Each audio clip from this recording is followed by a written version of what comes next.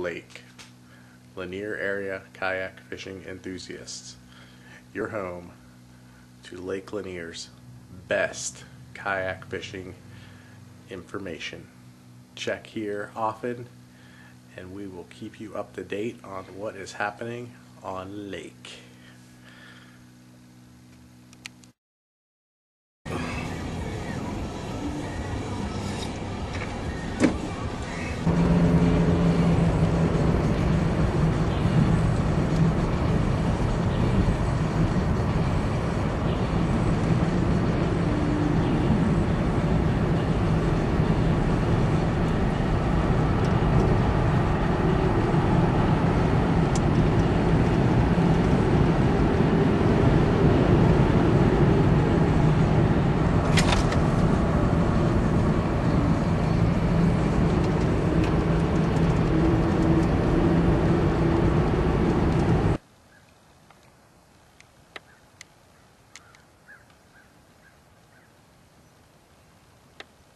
This is Lake's first video fishing report of the year. It's January 1st, 2010.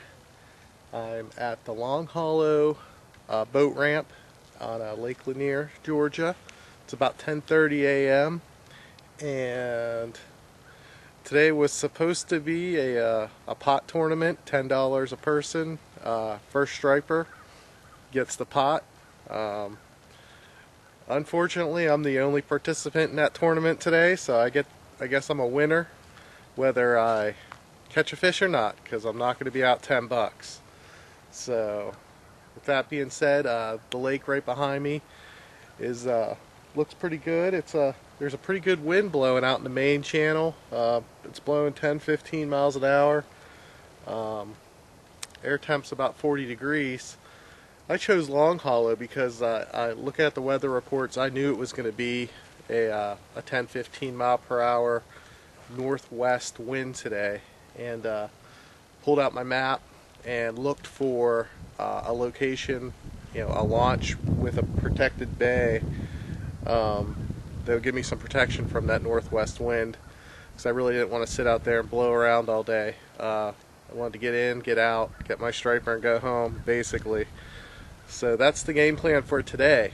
What I'm going to do today is I'm going to employ 4 different techniques. I got live bait. I'm going to fish one flat line using a planer board. I'm going to go ahead and use a down line. I'll put that down line down once I start marking bait pods, and I'll try and place my bait at the depth that I'm marking bait. And if I see fish down there, well, a game fish, then I'll drop it right on its head. But I have a feeling today is not going to be a lot of real established pods of stripers, schools of stripers. I think it's going to be onesie, twosie. You pick one up here and there. It's going to be more luck of the draw. So I'll just drop that live bait once I start marking something. I also have a flex-it spoon, which I'll also employ once I start marking any kind of game fish. I'll put my live bait down, and then I'll also employ the flex-it spoon.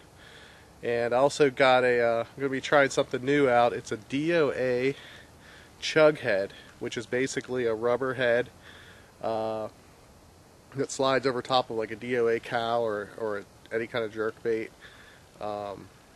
I'm going to try that out. It's a little bit of a topwater presentation. It's going to chug a little bit, then sink. I'm going to employ some scent, and if I see fish busted, that chug head's going right into the middle of the melee, and hopefully it gets hit.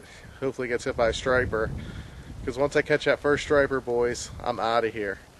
So I'll follow up after the trip. I'll try to do some on-water filming as well. We'll see how that goes. It's a little iffy out there, so I'm not so sure how good the quality would be. I was hoping to have somebody else out here with me so I could film them.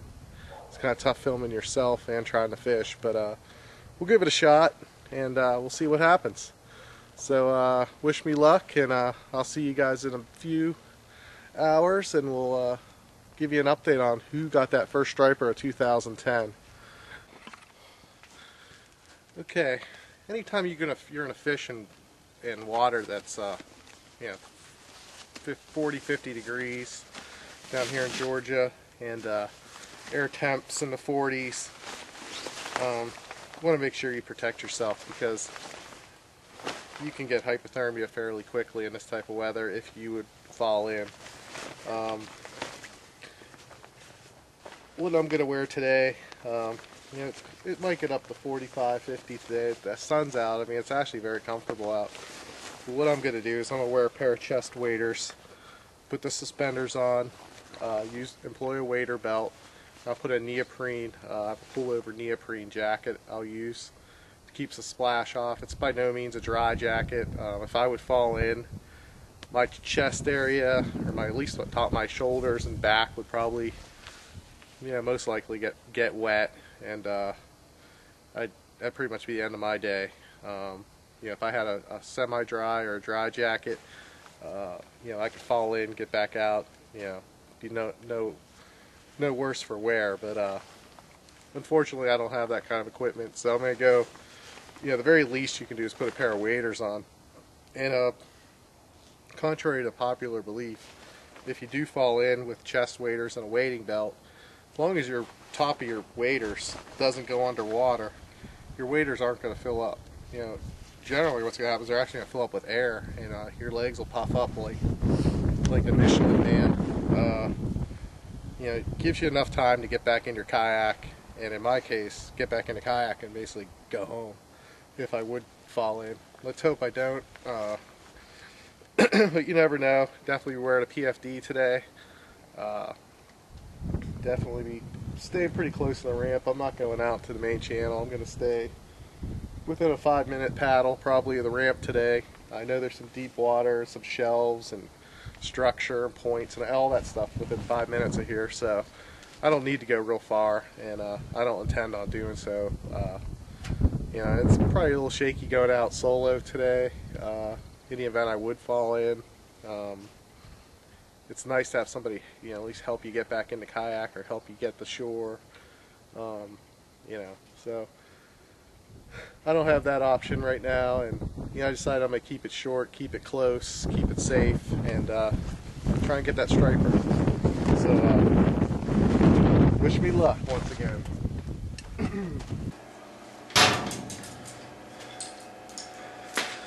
Okay, I'm back. It's about 3 o'clock p.m. Yeah, it was pretty brutal out there. Wish I could have a better report for the first one, but really not much to report. Lots of wind. Even though I was in a protected cove, the wind could still sneak in, and it caused a lot of havoc. From what I could tell on the sonar, bait was hanging about 20-25 feet down over a 40 to 60 foot bottom. Marked a few arches here and there. I'm not certain what they were. Had a couple knockdowns on the down line, but really did not see a lot of fish or have an opportunity to have a lot of fish. Didn't see any birds. The water was so choppy, and it was white capping. I mean, it was tough. Boaters I've talked to at the ramp, nobody reported having any kind of luck. So just one of those days,